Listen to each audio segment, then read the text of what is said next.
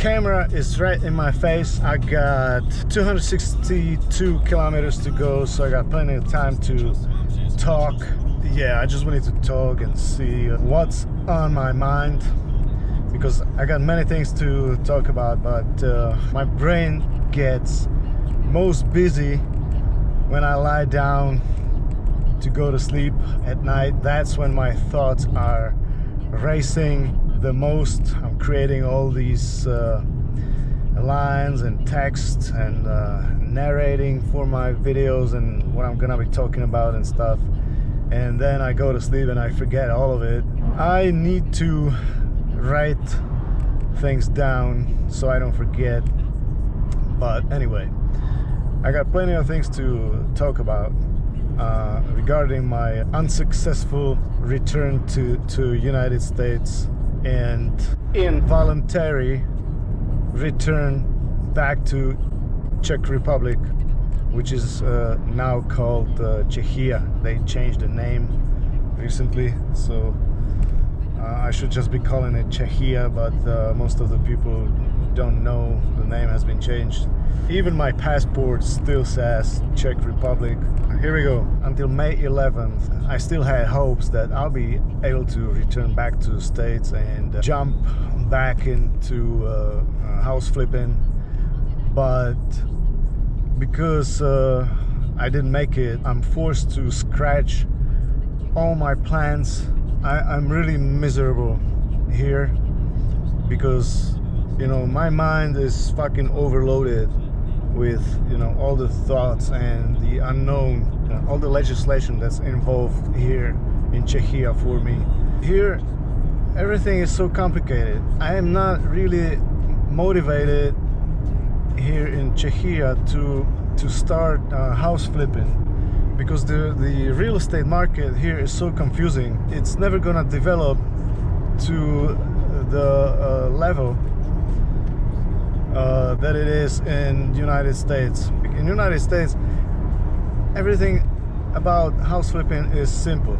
The research, yeah, the research of the property, the history, the appraisal. I could do my numbers on the house even before I bought it. Here it's really difficult because, you know, yeah, okay, on website, like if the house goes in the auction, the numbers are provided by licensed appraiser, but it's not consistent. It's not consistent system, and for me as a house flipper, it's really hard to tell for how much I can sell this particular house, because I don't know much about the locations. Like, lots of locations is really rural places, the roads are bad. It's really hard to tell, like, if the price is right or whatever, how much I should pay for the house. Plus, the real issue here is there is not as many opportunities to buy a house at the auction that would worth buying and renovating and reselling. The quantity of houses that are interesting is like really limited. I've done my research, I checked several websites, and really the houses there that are going up for an auction are really houses that don't really worth buying, because they are in remote locations. They don't have sewer connected, they only have like septic, they don't have drinking water, they have only like a well, water pumped from well. Yeah, I get it, people are used to this here, but I don't want to go that way. I would like to purchase a house that is connected to water, sewer, gas, you know, internet, cable, everything, so I can renovate it and sell it fast, because I don't want to get stuck with a house for whatever long time. The thing is, here in Czechia, the real estate market is so slow is because majority of people are renovating their houses themselves. They are building their houses themselves. The other big portion takes developers that build new houses, and the the real estate, it's really saturated, so there's not a lots of room for me as a house flipper to, you know, kind of like jump in and start making big bucks, you know, like in United States. I'll bring it into perspective. Like a city size of, let's say, 100,000 people population in United States has thousands and thousands of houses for sale on market and dozens in auction, foreclosure. Here, the same size of the city, 100,000 people, there's maybe 50 or 60 houses for sale and none in the auction.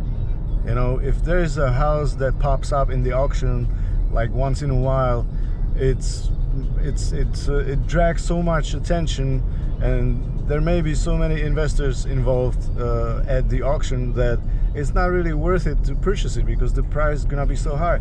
So I'm really trying to figure out how to start doing this, and I'm probably gonna try to figure out some other system on how to get into real estate. If I should start building new houses, but again, there is lots of developers, and you know, many people build houses themselves, so I don't know if I should take this route or if I should purchase just partially built house, you know, just bare walls. You know, some people don't pay their mortgages, they lose houses, you know, unfinished, they never able to finish the house. I've seen a few houses like that, so maybe I should purchase like half finished house and finish it. But again, with this kind of project, it's really hard to tell if I'll be making any money of it once I finish it, because obviously I don't want to be doing that work myself. I want to be able to hire contractors for that. And of course, if I hire contractors, yes, it's gonna be done faster, but it's gonna cost more money, and I don't know if it's gonna be a profitable business. The only way to find out is to start doing it. But you know, in my life I have learned everything the hard way. You know, I made money, I lost money, I lost more money than I made in my life. You know, I should have been millionaire a long time ago, but you know, shit don't go right, and now I can't even return back to America, and I really have difficulties to get a visa to Canada, so I could try to cross that border again in Vancouver. But I don't think I want to live in America illegally anymore. Plus, you know, if I get, you know, because of the Trump's new immigration politics, you know, he authorized police to be checking on people if they are legal or not, if you like get pulled over for speeding or whatever, you know, or just a random checkpoint. And if I get caught, if I get checked and caught, and if I'll be illegally staying in the United States because I have this 10-year bar, I will go to jail immediately, and I will go through the same thing that I've been through, you know, past 2 months in California, and I don't want to go through that again. So I probably have to scratch that idea altogether.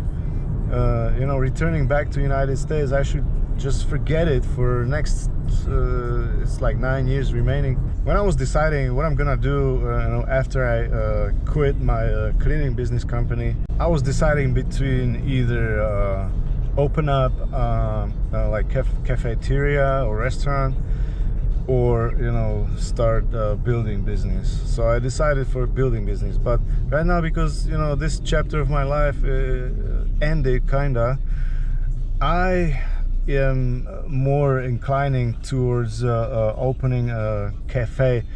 And of course, I've done some research on that, and you know, there is many cafes in city downtowns, like every city, you know, in Czechia, has like a nice downtown historic, and it's like full of bars and restaurants and cafeterias, and like it's too many.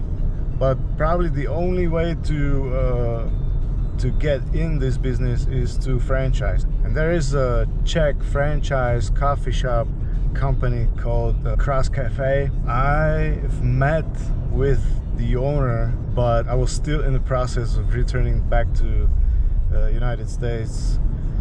So he told me, once you know what you're gonna do, come back. So I think this is the point when I should contact them again and see, maybe I should take this route and open a coffee shop and start doing this, because coffee shops are really popular here, the same way as they are anywhere else in the world. People are addicted to coffee, and they really have their marketing like really nice. They have other stuff in the coffee shop, like cheesecakes and soups and nice variety, and they keep improving that all the time, adding products. They have like nice interiors, unified. I'm probably gonna get in touch with those guys and try to discuss the options, because I don't have much money left. I only have a little bit less than $200,000, which is not a lot, but it should be enough to equip a coffee shop. All right, so these are two things I'm really considering doing. In the meantime, I thought I'll be making some money driving as an Uber driver, but to be able to drive Uber here in Czechia, they made it so difficult for people. They need to get like so many different licenses for that this is not for me either, because of the debt collectors. I would again become visible to the debt collectors with my car and my income, and they would seize my income. So I'm not even gonna try to apply for all those licenses to be able to drive Uber. So I really, instead of that, I should be focusing on doing something else. Of course, with those other businesses, I also need a bunch of licenses, but I think because I'll be doing this on my own, I'll be able to find some kind of loopholes to avoid being my property and my income being seized by a debt collection agency. So it's really complicated for me to start anything, but I'm gonna need to speak with some accountants and maybe attorneys, lawyers, to give me some kind of suggestion how to get around it, so I can start business here. If I won't be able to start business here in Czechia, I'm gonna need to get out of here and go to another country, learn another language, and start there. The thing is, if it's gonna take too long, I'm just gonna be spending my money, and if I spend too much money, I won't have enough money to start anything if it goes like this. So I need to start something as soon as possible, because I'm just burning through my cash like nothing, and really soon I'll be broke if I go this pace. This is crazy. This everything, insurance, gas, food, accommodation, everything. I mean, I'm just burning through cash like nothing. So I need to start something out like right now. As soon as I get place to stay, that's where I'm going right now. I need to first of all start working on my videos, download all my material from the iCloud, because I've got so much material that I need to work on from my journey since December till now, which is like over 6 months. I got so much material, but the problem is I uploaded a bunch of it into my iCloud, and now it's really hard to download it back. It takes forever. So before I'll be able to get back to my video making and make that story, it's gonna be weeks, you know, before I can start working on it, because it's gonna take forever to download those videos back to my computer, back to my external hard drive. So this is like so frustrating, you know. And the Wi-Fi connection that I'm gonna have at the hostel is not gonna be probably too fast for, you know, downloading this volume of data. So it really is gonna take a long time, because it's hundreds of gigabytes of 4K videos, you know, from my drone and GoPro and iPhone, you know, pictures and videos, you know, tons of stuff that I need to start working on. So this is one thing, I need to start working on those videos. Second thing, I need to get back to my daily routine with diet and exercising, getting back to shape, you know, that includes getting some rest and enough sleep, because right now I am so tired that, you know, I can barely walk one flight of stairs without, you know, catching breath. You know, other times I'm like super fast, you know, on my bike or whatever, but right now I'm so fucking tired. I don't have any oxygen, and that's because, you know, I don't breathe enough, because I'm so uptight, I'm so tight, I'm so stressed out that, you know, that I don't breathe enough and my body doesn't have enough oxygen. So when I need to, you know, walk faster or run, my heart goes crazy, and, you know, I'm like out of breath, and it's really frustrating me. So I need to get back to cycling or running and working out, you know, keep doing my street workout, you know, get back to handstand push-ups and muscle-ups and all that. You know, I need to get back to it, and I need a routine. I need a stable place to stay for a few months, so I can get my life, you know, back together. You know, stop traveling, do not go anywhere, you know, stop making any more pictures and videos, because I will never finish anything, you know, because this video making, picture taking, filming, it's like, you know, a full-time job, you know. You never get enough rest. I mean, you got your iPhone, your camera, GoPro, drone in your hands, you know, all the time taking pictures, and you never get back to, you know, editing. So I need to like really stop filming and taking pictures, so I can finally start stitching those videos together, you know. So that's what I'm gonna be doing now. So I can't wait for, you know, just to go to the grocery store and buy some basic, you know, groceries, so I stop spending so much money in restaurants, you know, because I don't have any income. You know, if I had income, it's a different story. You know, I enjoy eating out, you know, in restaurants. I really enjoy it. I mean, because I'm a gourmet. You know, I like trying different foods, but the thing is, it's really costly. So I really need to start, you know, cooking for myself, chicken rice. I need to get some protein shakes, vitamins, minerals, you know, get back to shape, you know, start feeling better, because I feel like crap. My hinges are stiff. It is what it is. I could probably keep talking forever. In order for me to make like really a good video about my story since December till now, till recent, I really need to write it down and think everything through, and then record it, you know, learn it, record it. And I guess I'll be doing it when I get back to my room and record all that in privacy of my room, so I don't forget stuff, because I really want to talk about what happened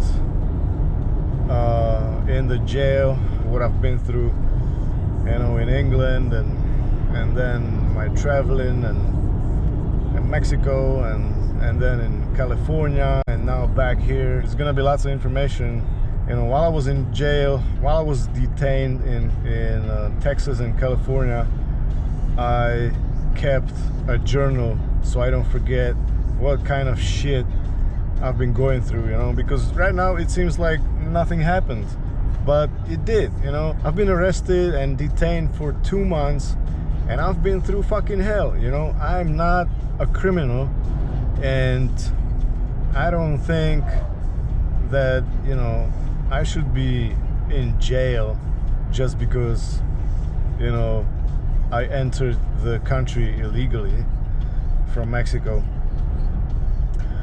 Yeah, okay, I get it. I get the system, administration, legislation. I get it. I get the law and everything. Okay, America stepped it up, mostly because of Donald Trump, you know. And, you know, there are immigration crises right now in United States, you know, with all those Central Americans and Mexicans coming to the border. I was arrested in May, and, you know, we've been getting newspapers in the dormitory, and there was lots of articles about immigration. And one of the articles said that in May, Border Patrol, American Border Patrol, arrested a record number of immigrants. 133,000 immigrants just in May, which I think evened up or topped the record from 2007. You know, so really America is facing some immigration crisis, and I crossed the border during this high topic. I mean, it's like high topic right now in newspapers, politics.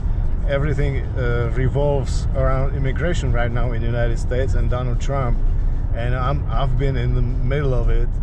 You know, there's like so many people coming over, and yet Donald Trump is tightening up the border security and changing all the legislation and all the asylum and green card system. They even canceled like the fiancé's visa, I think. You know, they even canceled that. So even when you are fiancé, you cannot no longer apply for a visa to go to United States. You have to like get married first. So this is crazy. I think Donald Trump is retarded, and this is gonna backfire. If they are gonna deport, you know, 50 million people from America, it's gonna backfire at Americans' economy. You know, this is not possible. You know, Obama tried something like that years ago, but it didn't go through. I mean, they didn't go through with it because, you know, it would ruin American economy. I don't know how they want to do this. I mean, this would be like, first of all, it would cost lots of money to do it, to execute it, and then who would replace all these workers in America? Like, you know, landscapers, framers, contractors, cleaners. Who's gonna replace all these people? I mean, America is built by Mexicans. Like all these houses, you know, that you see are being built new. Even, you know, shopping centers, hotels, everything is being built by, you know, Latinos. You know, because there is not as many American construction workers that would do this kind of job for this kind of salary. You know, and if all these people are gonna leave that work for $12 an hour, $14 an hour, maybe, you know, some of them even less than that, $10 an hour, $9. You know, if all these people are gonna leave, I mean, who's gonna do all this work? Yeah, okay, Americans can do it. You know, Americans are good workers as well, but they are not gonna do it for $12 an hour. They're gonna do it for $24 an hour because it's a hard work. You know, Americans want to get paid for hard work. So what's gonna happen if all these Latino workers leave back home and they're gonna be replaced by Americans? all the costs of the construction is gonna double up.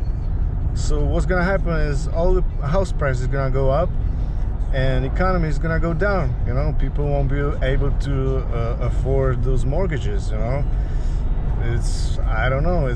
I think it will start like downward spiral for, you know, American economy. All I wanted to say that I was in the middle of this fucking nonsense with the immigration, and I've met, you know, so many people in the detention, because I was in dorm with another 80 people, and there was like another 8 dorms like this in this single place, or more. I don't know exactly how many dormitories was there, but I was told there's like 2,500 people. I don't know if that number is correct. This was in Adelanto, California, and in Texas is the same. I was with about over 90 people in one room in Texas, and I'm gonna talk about all these details later on in my storytelling video. I've met people from Honduras, Ecuador, Guatemala, India, Nepal, China, Vietnam, Cuba, lots of Cuban people, Mexicans, of course. Majority of the people are Mexicans, but you know, there are people from all around the world. Armenians, Kyrgyzstan, Ukraine, Philippines. People from all over the world are coming to America, and you know, lots of them end up living there illegally, and some of them, you know, are unfortunate and they get caught by border patrol. There's lots of people from Africa, you know, different African countries. There was a guy from Haiti. I'm trying to remember what other country. That's why I need to write things down later on, so I don't forget any of the countries. All these people, some are eligible for the asylum automatically, some not. Like some of the Indian guys has been deported back to India. Majority of the Mexican people are deported back to Mexico because, you know, they don't have relevant applications for asylum. But people in Central America that suffer a lot from cartel, and you know, their families are being threatened. You know, there was a guy whose father and brother has been killed by cartel. You know, these people have relevant stories for their asylum. I cannot apply for asylum. I got, you know, there's nothing going on in Czechia. I mean, I don't have any relevant fear to return back to Czechia other than my, you know, debt, which is not relevant reason for applying for asylum. So majority, but actually all of these people in detention where I was are applying for asylum. Some majority are successful. They get different amount for bond, ranging from $1,500, $5,000, $10,000, $15,000, $25,000, $35,000, up to $75,000 for bond. So they, you know, after 6 months, if their asylum isn't approved within 6 months, they go out on bond, and they can finish the application outside the detention. But there are some people that has been in the detention for 2 or 3 years, which is, you know, crazy to be there for such a long time. I mean, your mind, you go crazy in that place, because, you know, I don't want to talk about all the details right now. I'm gonna talk about it in my video, but in my storytelling video. But you know, when you are in that place, I mean, you go crazy. Oh my God, I cannot believe that I had, you know, first-hand experience, you know, being arrested and detained with, you know, all these people, and, you know, being fucking harassed by the immigration officers and, you know, the detention officers every day. Cuenta, yarda, prep for chow, yarda, cuenta, you know. Fuck, I'm gonna explain all that, you know, later on. So this is it. I have been arrested and deported back to Europe. They sent me to Prague through Warsaw, Poland, but I didn't finish my trip to Prague. I stopped in Poland for 2 nights, and then I flew straight to Malaga, Spain, to take a vacation before, you know, I finally head back to Czechia and reinvent my life. So this is it for now, and right now I need to get back to work and start, you know, creating something for myself. To bring back purpose to my life is like my highest priority right now, and I need to start working on it. All right, that's it.